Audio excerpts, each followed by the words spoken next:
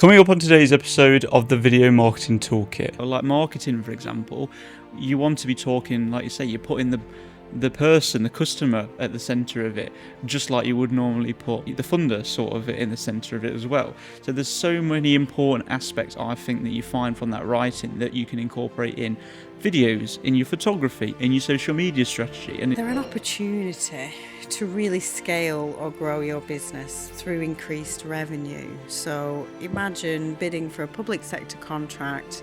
You know it's going to be a fixed term for 3 years. If it wasn't for my business, I think I'd be like a really different person as well, because I was such a closed off, shy individual before uni and work, and then working in the nightlife industry, standing on my own 2 feet really just allowed me to grow a lot more than the position I have. So hello everybody, welcome to the Video Marketing Toolkit. My name is Dan, host of the podcast and a video expert.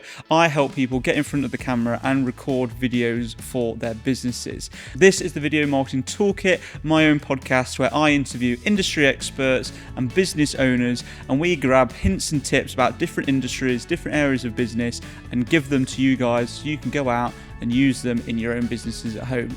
Today with me, I have a very special guest. She is a bid writing superhero, a grant guru, and an all-round absolute legend. Joanne Smith, everybody. Woo! Round of applause. How are you doing, Joanne? You okay? I'm very well. How are you? I'm good. Thanks for coming on. Jumping me out. Did you see how I didn't even move I know, you didn't there? even have to move the microphone. Absolutely That was perfect. Have you been on a podcast before? No. First one. This is my first time. Well, I'm honoured for coming on and joining on a podcast with me. Hopefully we can really get into bid writing, grants, your journey, and give something for the people at home to sort of take home and give them a bit of value. Yeah, Joanne, would you like to just take a moment to introduce yourself? So I'm Joanne Smith. My business is Wordsmith Projects. It's been around for about 3.5 years, and we work with a wide range of businesses, helping them with their bidding needs and their grant funding applications as well. Awesome. And it was Joanne is my client. We work together, don't we? Every month to create videos. And what really interested me about how you position yourself as well is the persuasive writing side of things, isn't it? So you basically help businesses write persuasive writing. Well, it's essentially a sales document, isn't it? You're asking a business to invest in you because you want to provide that product or service for them. So you've got to come across as better than everybody else that's bidding for that product or service. Definitely. So that opens the door then, doesn't it? It's not just grants again. It's not just grants. It's also, it's bids, it's proposal documents, which means it could be introductory documents. It could even be, persuading your staff and your business culture to get them ready for work and stuff like that. It actually opens when you think about it, so many different doors of what you could write persuasively, really, couldn't you? Yeah, I mean, sometimes they're called requests for quotes, sometimes they're called requests for proposals, sometimes it's an invitation to tender. There's lots of different different ways that they can come across, really. Some people say bids, some people say tenders. So all the jargon in the industry can sometimes be a little confusing if you're kind of new to it. Yeah, definitely. And I guess a big part of what we do together, but also what you're doing for yourself for ages, is just educating people how to do it, go about it correctly, the do's and the don'ts, the things to look out for, which I think is great, because especially when it comes to grants, I bet there's so many people that looking for funding and looking to get that leg up. They've always got so many questions where to even start with it, really, don't they? Yeah, so I think the difference really between bids and grants is, if you're applying for a grant, it's for a project that your business wants to deliver. So essentially, you need to meet the funder's criteria and they meet that impact and outcome to be able to secure that grant. Whereas a bid, you're putting a formal offer in to deliver a product or service for another business with a set price under their sort of terms and conditions. So that's really the difference between the two.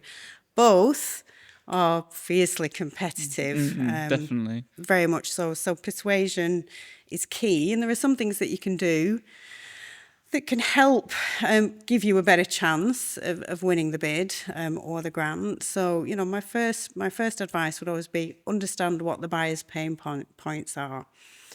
If we understand that, then we can get our head around what we can actually do to solve those pain points. What's the type of things that keep them up at night? Do your research, delve into the tender documents, have a look at their website, get to understand their vision, their values, all of those kind of things, and use that to your advantage, because everybody that's putting a bid in can probably deliver that service. So what we need to do is make sure that your business really stands out. So what's different? And that's how we be persuasive. We understand their pain points. We develop some key win themes. We make sure that they're weaved in throughout. We look at how we can have the greatest impact.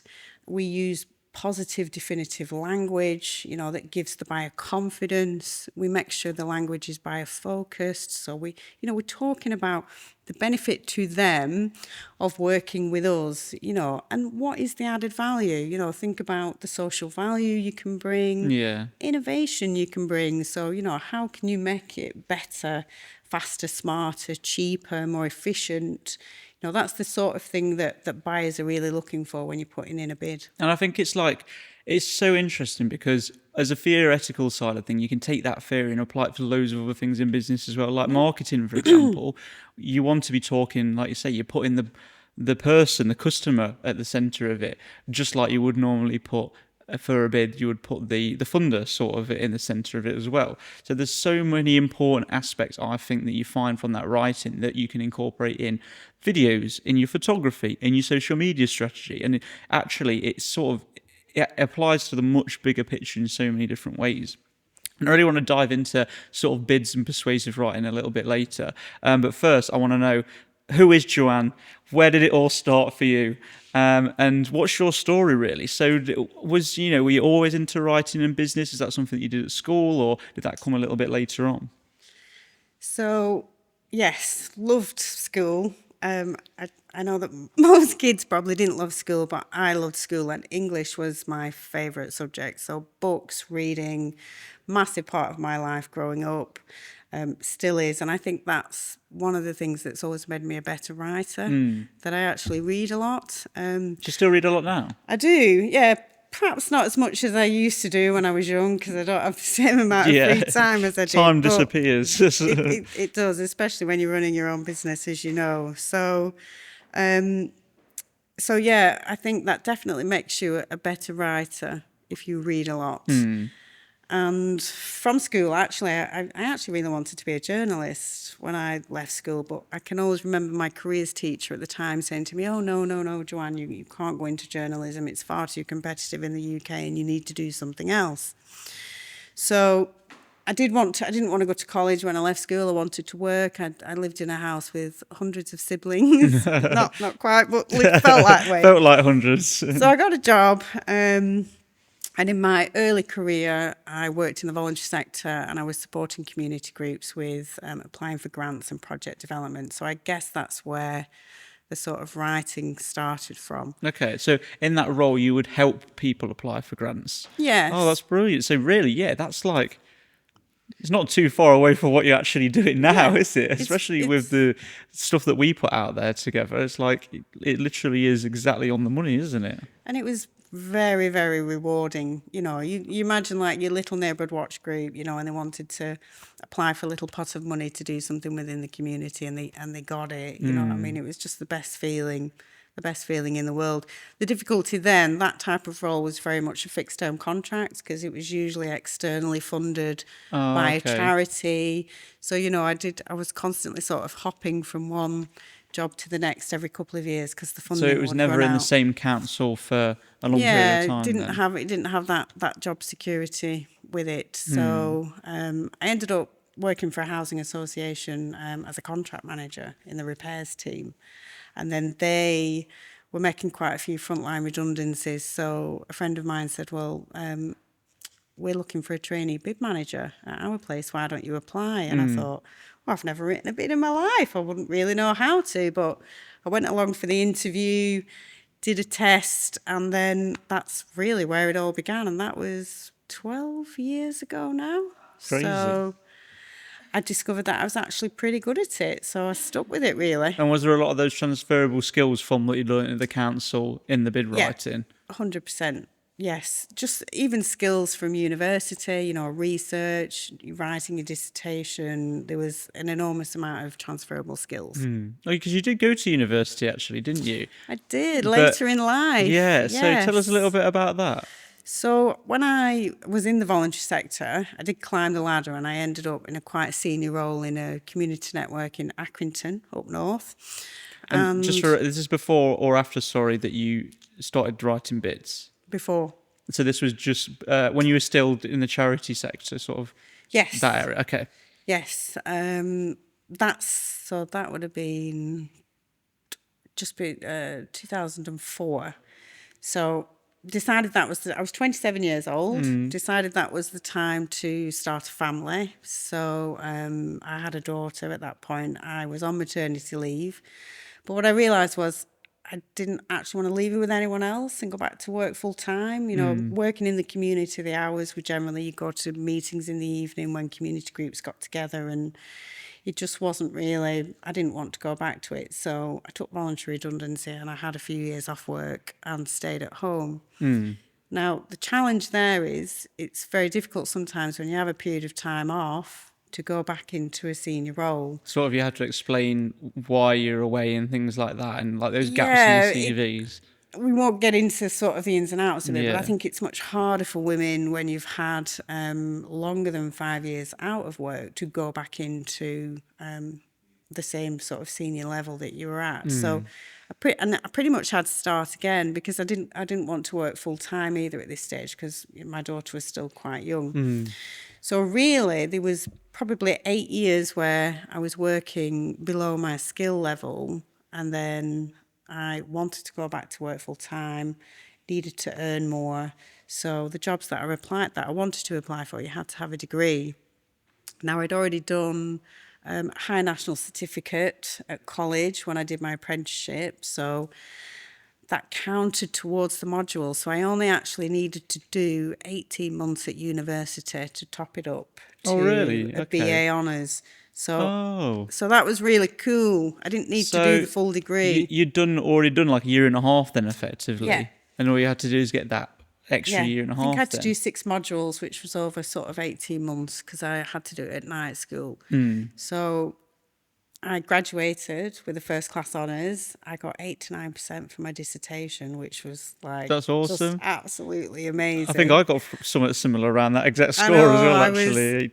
I loved it. Everybody that was in my class was so much younger than me, but we just had the best time. They were literally offering to pay me to write their assignments and stuff. You had a little side hustle. We didn't have an OpenAI back in those days, but I didn't have time to do it, so I didn't write anyone else's dissertation. But I had so much fun. It was hard work with the job, and obviously Hannah was still little and going to night school, but I loved it. I would recommend to anybody, go to university later in life, because you're there and you want to learn. Yeah. When you're a little bit older, it's not the whole party lifestyle. You're not going there missing your lectures because you're hungover or anything like that. I absolutely loved it. And what university did you go to, and then what course did you study then?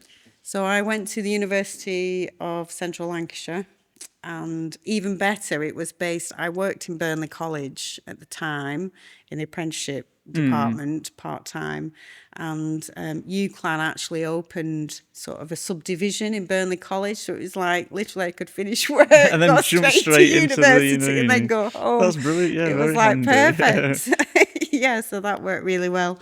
And I did a Bachelor of Arts in Business and Management. Okay, yeah, awesome. Yeah. No, I think it would have been really interesting to learn more, because I went to university and did media production, so mine was very hands-on with it was a Bachelor of Science. This is why sometimes it confused me with uni as well, because yours was a Bachelor of Arts, which was like business management. Mine was a Bachelor of Science, which was more hands-on with the cameras, but yet you would have almost half expected that to be like the other way around, like mine be arts Yeah. and yours be more of a I'm science. not sure I know the difference between the arts and the No, science. not really. What I think is that? I don't know, because it can be like, I think science is the more technical stuff, Okay. but you expect stuff like, so chemistry to be a Bachelor of Science or engineering to be a science. Yeah. But I think it's because we wrote reports rather than dissertations, maybe, and you write more dissertations in arts. But there must be some kind of lecturer maybe out there that can decipher that for us. Yeah, we need to But ask I would have someone really that. loved to do something a bit more businessy orientated when I was at uni, because we did a module on like entrepreneurialism and stuff, which was really fun. But obviously, it's only so much when it was sort of like in one module. But yeah, definitely interesting. It's a nice generic one, isn't it? Business and management. So you can walk into a variety of different jobs. And I put a post on LinkedIn about it because it popped up on my memories, my graduation. Because back then, as I said, the jobs I wanted to apply for, you had to have a degree to even just be able to Get apply. through the door, yeah. And I wondered if it was like still the same in today, because I always come across people that, have these amazing degrees and then just cannot get a job in the field that they want to work in, which is really sad. I think it has definitely sort of, people want experience, but then from what I see on most job application stuff nowadays, people want the absolute world more than anything. Like a lot of marketing jobs, like they're like, must have experience in photography, must have experience in videography, must have experience in web design, must have experience in email marketing. It's like you're asking like a full team of stuff to be in one individual. Yeah, because marketing's huge. Yeah, there's so many nowadays. Areas. Like different every month, there's a new platform or system to use, so it is difficult. But I imagine that's the case for most jobs. Employers needing more because budgets are tighter out of the people that they're hiring.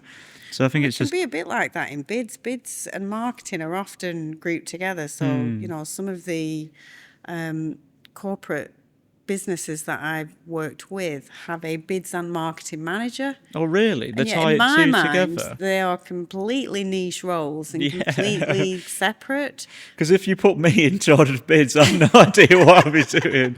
Like, that seems You like should know loads about bids. Oh, yeah, now I after do, following but, me for 6 months. 12 months ago, then I would have had no idea. But I guess it's like, people like to put marketing and sales together as well, though, isn't it? It's sort of like that outbound communication. And that's where I think twist of it is the similarity with bids, because it is considered sales. You're essentially putting together a bid that is trying to persuade somebody to choose you.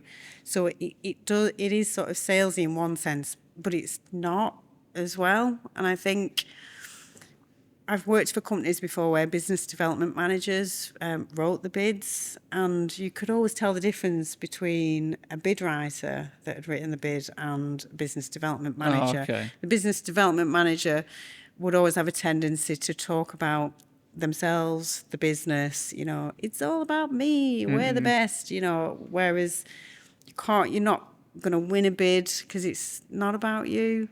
It's really going back to those pain points, and the benefit to the client, how you're going to solve them, what you're going to do for them, as opposed to, yay, we're the greatest business in the world.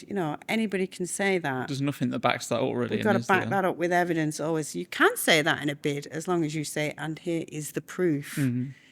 So case studies, testimonials, all ties back performance into it. metrics, all ties back to the persuasion that we were talking about earlier. So that's one of the key things that you do to persuade. You tell them you're the best and you're better than everybody else that's bidding, but you've got to 100% be able to back that up with concrete evidence that the buyer can then go back to your other client and say, well, so-and-so said that, they're the best at this and they've done this for you, can you confirm that?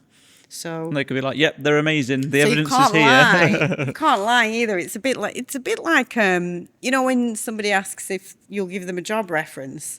Well, it's the same in bids. You've generally got to cite 3 businesses that you've delivered a similar product or service for, and the buyer will contact them and ask them for a reference. So whatever you say, you've got to be telling the truth. Yeah, don't be lying. Don't be like lying on your CV or anything like that. No, or exactly. Putting like, I worked there an extra year or something like that, especially if they're actually going to come back and check for it. Exactly. So we just spoke a little bit about, obviously, your time at university.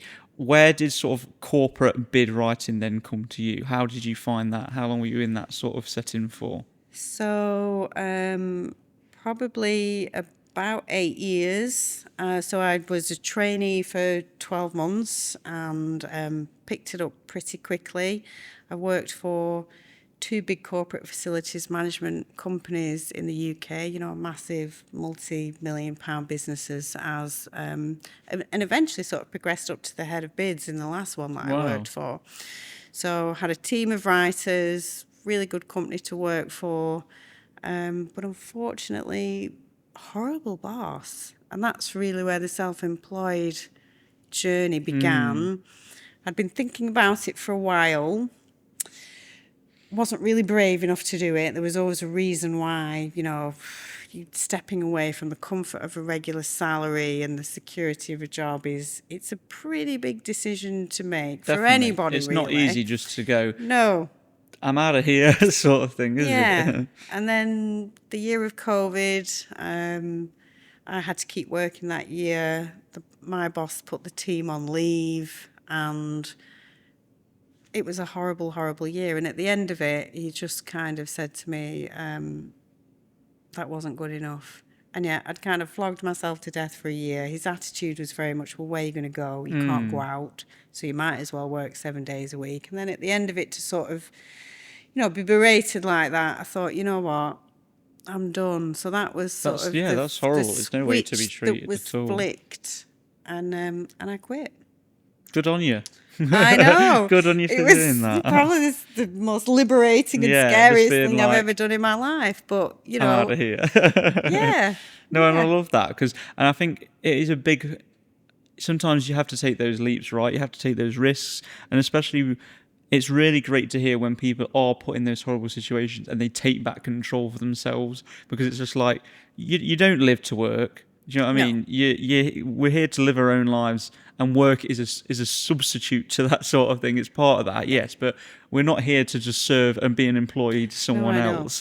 And some people just don't understand that, I don't think. Well, I don't think he was expecting the resignation, because he literally rang me 20 times a day demanding that I rescind my resignation, to the point I had to ring the CEO and say, you need to make him stop, because this is exactly why I've quit. Yeah, does he actually think this is going to change your mind? I know, this is not going to make me stay. Knocking on the door, like, please I was like come running back. away even faster. That's Every time the wild. phone rang, you get that sense of dread. And if you didn't pick the phone up, he'd just keep ringing. So this wasn't even the director, this wasn't the company owner then? This was like...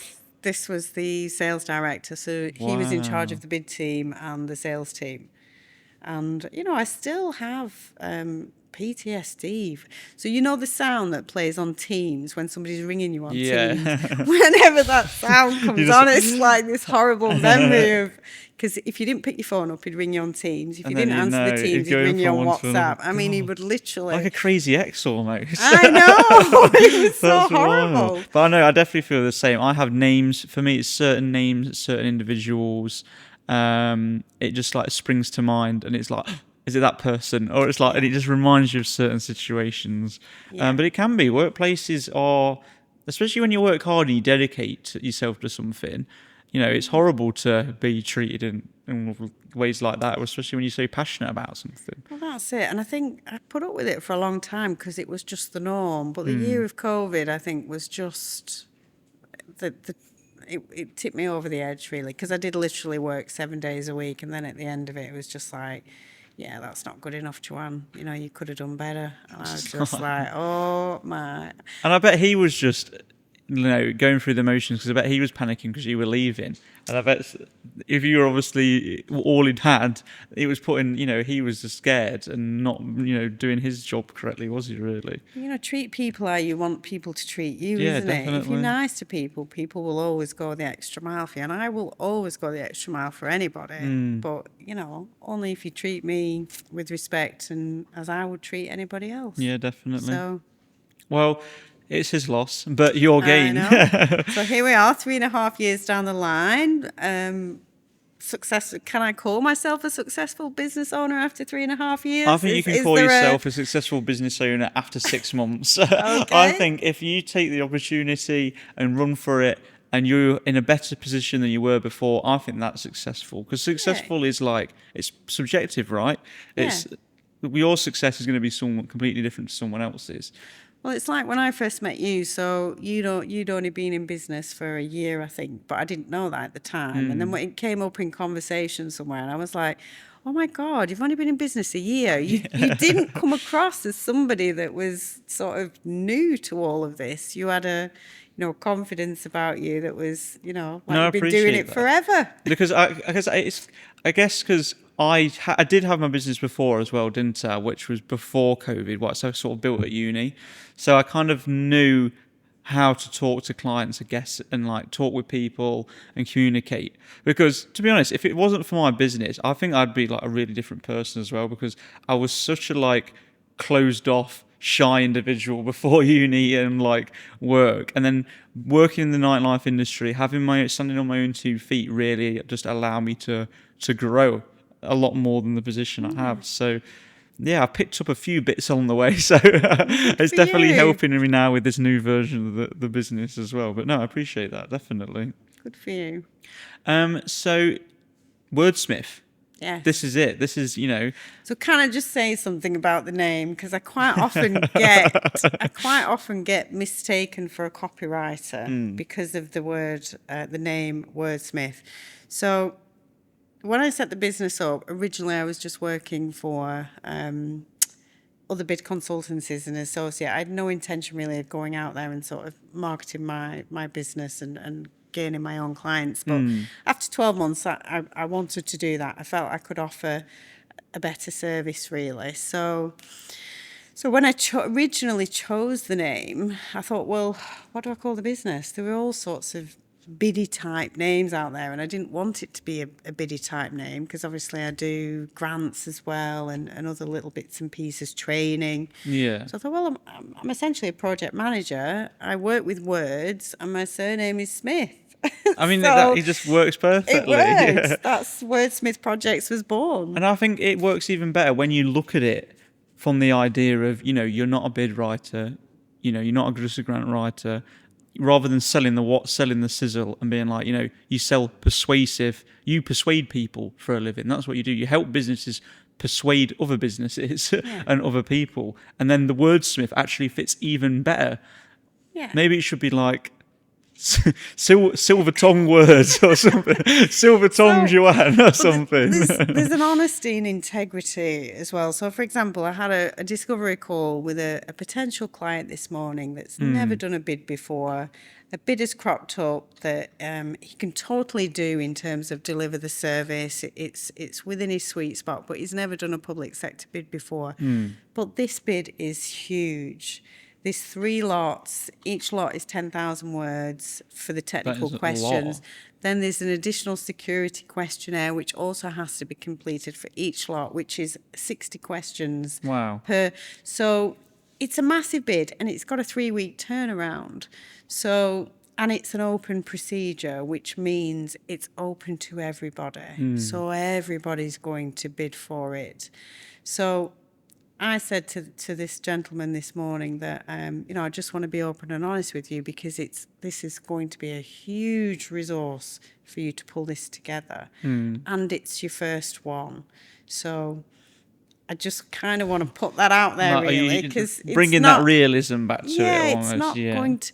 There's an enormous amount of time and resource that goes into bids. So doing your background work first. Try and build a relationship with the buyer if you can through market engagement activities that they sometimes run, but they don't always. Because we like to buy from what we know. When you're doing a blind bid, it reduces your chances, and an open procedure reduces your chances even more because there's more bidders. So I almost said to him, I said, I don't want to talk you out of going for it if you really want to go for it, and we can 100% support you. But it might be worth looking for something a little bit smaller to test the water, dip your toe in. If you win it, fantastic. If you don't win it, we get the feedback, and then we build on that and we create something even better for your next bid. But it was the sheer amount of work that was involved in this one. I mean, it Very was much put in. 30,000 words plus 3 sets of security questions. You know, you're probably talking at least 15 days work in That's that. a lot, isn't it? Yeah, and it's his first one. And it's almost like it's a gamble to put all your eggs in one basket, I feel Yeah. like, and put so much of a budget into something But there will that... be some businesses like mine that would have just gone, yeah, this is what it's cost, let's do it. They would have sort of seen it like, let's go we rubbing can their win hands it. together. Absolutely, we can win this for you. Yeah. And So- that's about... So I had a lady on a few weeks ago about project management and sort of fair project management and just setting people's expectations Dawn. and things like that. Yeah, Dawn. Yeah. No, Dawn. So it's like you could have gone, if you were setting his expectations that he's going to get it, and if he spends all this money and does this 15 days work, he's going to get it, but then he doesn't. He's Yeah. gonna hate you It's a for huge- it. He's it's a gonna be very huge- disappointed in It's a it. huge investment. So I know, because I've had that open conversation with him and been completely honest with him about what I think his chances are. There's already a trust there that's been built, because he knows I'm not in this to rip him off. You've definitely got to manage a new client's expectations from the beginning, especially if they're new to bidding. If you're winning 1 in 3 public sector, you're actually doing okay. Pretty well. So there is there's a huge risk involved, and it is an enormous amount of resource. And if you're working with an external bid writer, the more you engage with them, the more you share your knowledge, your magic, the more persuasive they can be, because nobody knows your business better than you do. And, the bid writer needs that information from you. So it's about extracting it out of the business owner and taking them on that journey as well. I said to this chap this morning, I said, I'll be honest with you, the first couple of bids that we do together will be painful for you, because I'm going to want to know everything. I'm going to be digging asking deep. you so much questions. I'm going to be wanting to share information with me. I said, but then beyond that, it gets much easier. I build a bid library of your company in the background, and then when we work together on the next bid, I've already got a lot of information that I've already stored, so I'm not coming back to you asking you the same things, needing the same information. So it becomes streamlined and easier. So you really just need to buy into that initial painful process at the beginning, because it's 100% worth it. The clients that throw the bid over the fence and say, come back to me in 3 weeks, Joanne, when it's done, I don't work with those clients anymore. I've learned the hard way. Because there's no cooperation there. And I think that's a big factor in a lot of B2B services as well. There needs to be that cooperation, because if I look at video marketing, right, if a business owner just goes, right, go and do a video, see you in 2 weeks, I'll be like, where do I start? I don't know anything about you. I don't have your image. I don't have your enthusiasm or your knowledge. So you've got to have that sort of like education and research beforehand. But that's one of the right? things that, because when we met, I interviewed a couple of other videographers as well, because always do that, do your due diligence. Do your shopping around.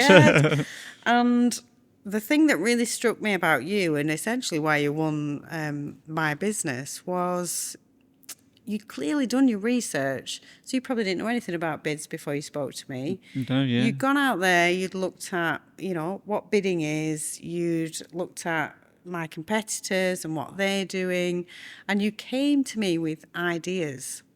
The others didn't do that. They were just like, right, we'll do 1 video a month, and then we'll get 6 shorts from that, and it'll be like this cost, and that was it. Whereas you sat down and you went, right, Joanne, I've had a look, and I think we can do this, and I just loved that, because you'd gone out and done your homework. And I think that's ultimately comes back into what the persuasive writing is about as well, right? And like the way you work with people and the way that you can make sales with people and stuff like that, because I didn't just say, I've done all this in the past and I've shot videos for this person, I can do this and I've got this camera. I was more like, I found your pain points, what was you doing? 100%. And I made it about you and your business rather than just making it about myself. So it just shows how powerful just going about the way you speak and going about the way that you write and operate yourself is like how it can actually affect people really positively, can't it? Your enthusiasm, your friendliness. So again, when we're thinking about bids and the language that we use when we're writing, you know, it doesn't have to be really formal. It can be engaging, friendly, positive, as long as we are instilling confidence in the buyer. The buyer needs to be 100% confident without any shadow of a doubt that you can deliver it. So, for example, you know, we would never say things like we aim to, or we look to, or we probably will.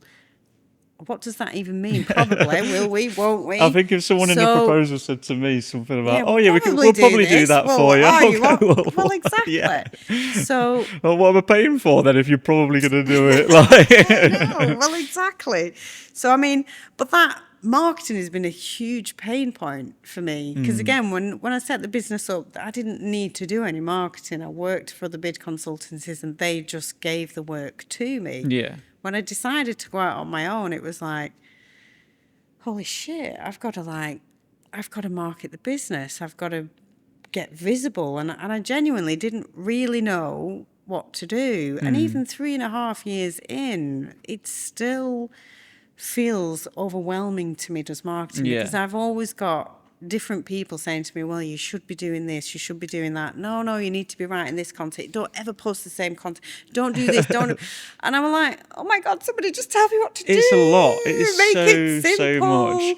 And everybody seems to be a marketer now. Just like there's people popping up everywhere saying, oh, I'm an experienced bid executive. And it's like, you're 12. You're 12. You're literally in school still.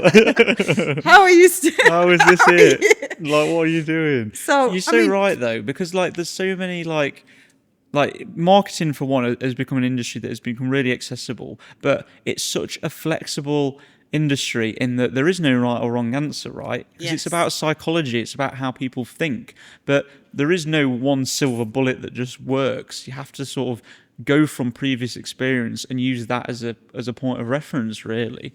One thing that might work for you might not work for another company, and you know, something that you do really unique, it just actually excels and like propels you forward.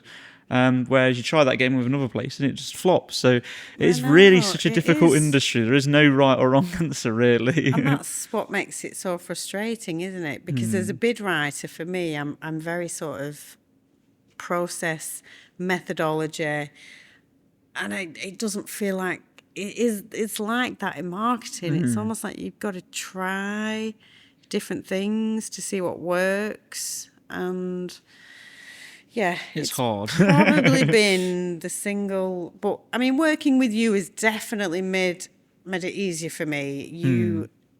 You were the catalyst that made me brave enough to get into video, just by having that quick sort of 30 seconds with you at Ashby Connect.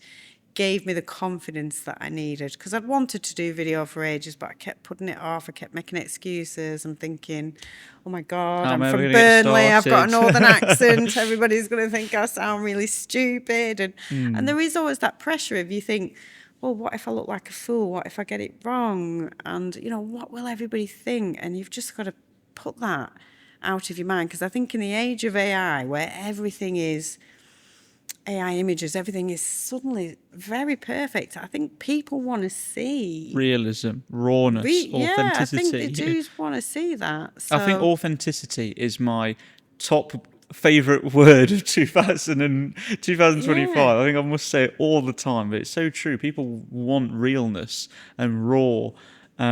Especially like you say with social media, AI, things like that. But it's interesting as well about, we reference about confidence and around marketing and video and stuff, because marketing as well is about putting yourself out there, right? It's standing on your rock and trying to get everyone's attention, which inherently, really, as human beings, we don't really like doing that, or we don't like being the centre of attention most of the time. No, I'm actually quite shy, quite private person, so I've had to massively step outside of my own comfort zone to be there on LinkedIn, not really on any of the other social media platforms from a business perspective. And typically anything that I post that's a teeny tiny bit personal, that's the stuff that's jumped on, and that's the stuff that's loved. Definitely. If I put a video on about bids, everyone's like,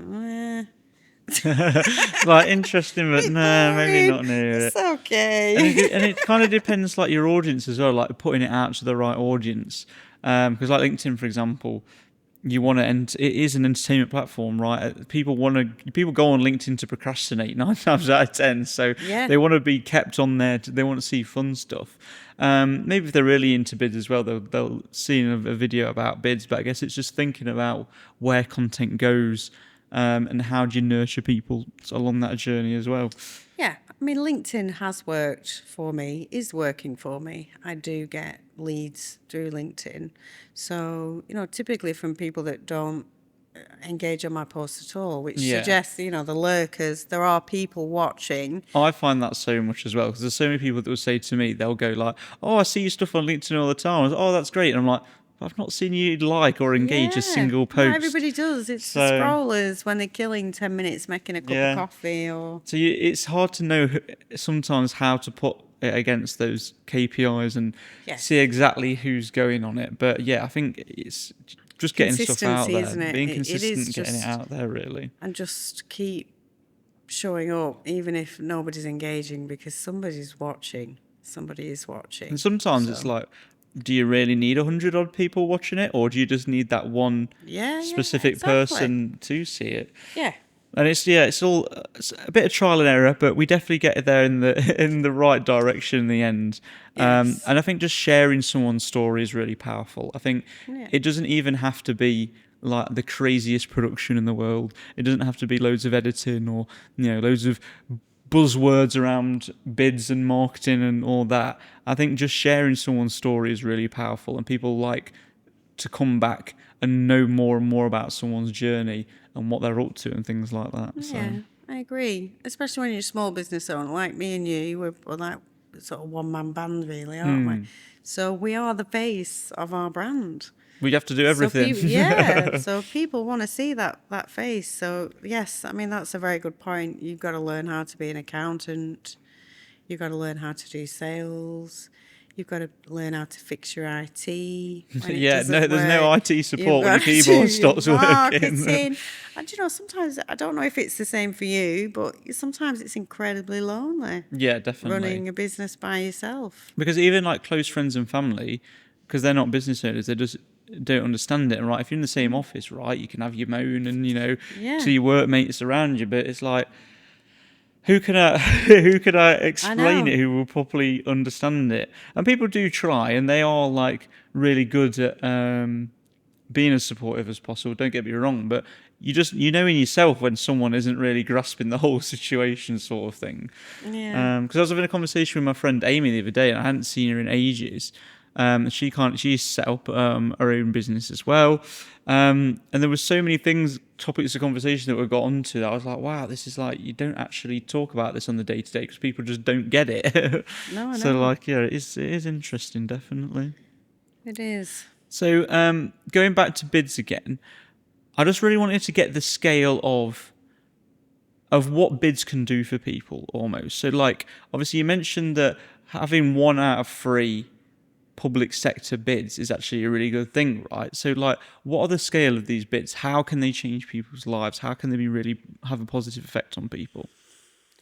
They're an opportunity to really scale or grow your business through increased revenue. So imagine bidding for a public sector contract.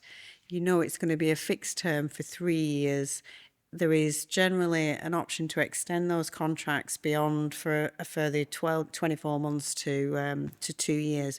So that's potentially a 5-year contract that you're going to deliver that is regular income for that 5 years. So, I mean, what can be better than that? You know where the money's coming from.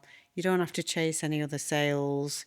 There's a certain comfort and security in that, isn't there? And, if it's not a new contract, you've got to retain the contract. So you win that contract and then it's up for retender. So it has to come up for retender legally at the end of the contract And it will term. come up at a certain time.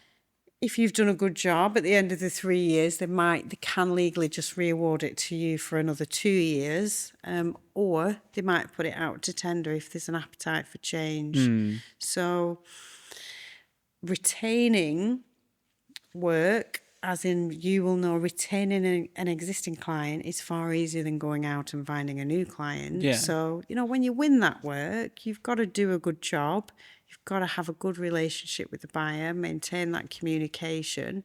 If things go wrong, which, things do go wrong, fix them and communicate. And it doesn't mean that, everything's bad and it's all over, but they're an investment and they can be quite scary if you've not done them before. But if you've got an expert helping you, and that can be, at different levels, it doesn't have to be full on end-to-end bid support. It can just be some advice and guidance in the background, hold on to the apron strings a little bit. But they're an opportunity for growth. So if you can get over your initial fear, go for it. But understand the risks and manage your expectations and know that, you're not going to win them all, but that's okay. And I feel like it's sort of like maybe the domino effect, isn't it? Like once you start winning a few, yes, you've then, like you say, you've got those testimonials and those case studies to move forward and show them again what good you've done and what you've done for all these people as well. Well, the goalposts have changed a bit now, so technically it should be a little bit easier because in the olden days, as I like to back say, in there. back in there, you had to showcase like 3 examples of public sector contracts that you delivered. Well, of course, if you'd not delivered a public sector contract, how are you going to do that? Yeah. Whereas recently with the Procurement Act, the new Procurement Act, they don't have to be public sector contracts as long as they are contracts that are similar size and scale to the one that you're bidding for. You can use those as a case study. So, I mean, that opens the floodgates for small businesses, really. Definitely. And it is a huge opportunity to, like you say, secure your revenue. Like as a small business, one of the biggest worries is like, where am I going to get my money? Where's my income? And being told, okay, for the next 5 years, you have this constant work. That would be like, that's great.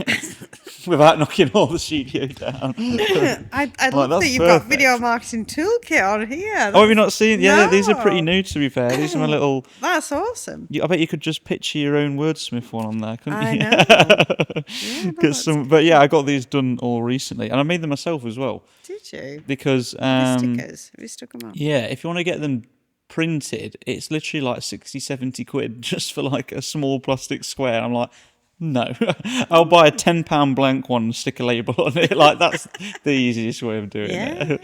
But I think it looks pretty good. They're good. Perfect timing for the news section of the podcast, Joanne. Oh my God. Which is a news section that I've tried with a few people now, the exciting part of the podcast, what I like to call Ask the Expert. Okay. So you actually got a sneak peek because you just saw me and helped us out doing this with Ben, who we've recorded on the same day a minute ago. I did. So I have picked a specialist subject that we are going to do a quiz on. I'm going to ask you 20 questions in a minute, and you're going to ask me 20 questions in a minute, and we're going to see who answers the most questions. You could have given me a heads up before I wouldn't have come. To be fair, your specialist subject is bids and grants. Okay. So I can fairly certain that you're going to be no pressure. You're going to be comfortable in this situation. My mind goes blank when I'm in front of the camera. But yeah, think of the Chase Cash Builder. I'm going to be Bradley Walsh, and then we'll swap over our roles. So Ben, you're still here in the studio. He's got his 1 minute timer ready to go already.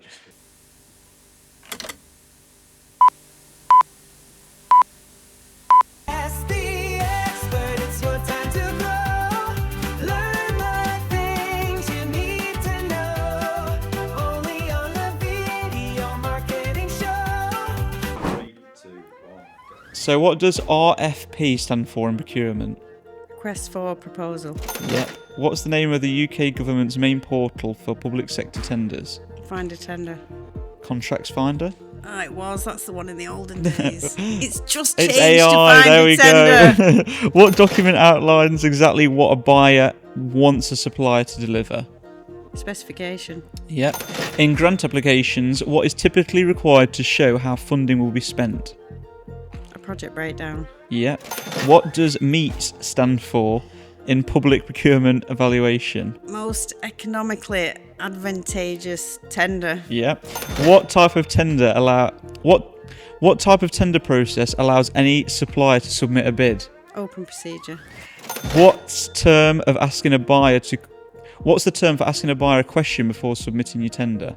Clarification. What's the most common acronym for the first stage in a 2-stage tender process? PQQ. PQQ. We love a PQQ, don't we? So I think you got pretty much all of them right. Right. So I'm going to give you now, Joanne, the questions you're going to ask me. And you're going to ask me subject? the same subject of bids and tenders. Okay. So I've got to try and beat the expert. That's kind of like the Oh my God. the premise. 3, 2, 1. What's it called when you price a bid too low just to win? Under offering. Lowballing. That's what I wanted. In a bid or grant, what do you call a document that outlines your goals and how you'll achieve them? Business plan? Close. A delivery or project plan. What do buyers look for in a supplier's team section? Team section. Cool people to work with. Roles, experience and qualifications. Oh, yeah, experience. What's the term for the process of assessing bids against set rules? Putting bids against set rules. What's the term for the process of assessing bids against set rules? I have no idea. Evaluation. What is the maximum amount you can request in most grant programs called? What? Can you repeat the question? What is the maximum amount you can request in most grant programs called? The maximum amount of you? I have no idea. Funding cap. Oh, solar power. So I think I've got a fat 0 on those ones. To be fair, those ones are quite hard. So, Joanne, you have successfully beat me, and I've not beat the expert. So Have you ever beaten the expert No. yet? Have you not? Okay. No, you're a certified expert, which is the main thing. Oh, so I'm going to thank get some little merch printed of whoever is the expert that says certified expert or something like that on it. So once I get it, I'll send it out to you and give it to you. Love it. And you can be like, look, I'm an expert. Can I have my own little clacker as well? Yeah, get one of these. I'll put you're an expert on it. If anyone does a video one, maybe then I'll win. But for the time being, I've not managed to win anything. Good effort. But thank you so much for coming on, Joanne. I really Thanks for appreciate you having me. talking to me about bids, telling your story. I think people find this really valuable, especially those who are looking to get into bids. Yeah. But also, the fact that you can take it and compare it to other aspects of business as well. I think it's really cool. Yeah. Do you have a final message for the people at home or piece of advice that you'd like to share before we head off? If you need to talk tenders, have a word with Wordsmith. There we go. Simple but effective. Thanks again so much, Joanne. Thank you. All of our information is going to be in the episode description below, and we always love to take our conversations on LinkedIn. So add us on LinkedIn, connect with us, drop us a DM, drop us a comment, and let's have a chat more about bids. Cheers, guys. Thanks for watching. I'll see you all next time. Bye. Awesome. We smashed it. We did it. We did it. It's a wrap.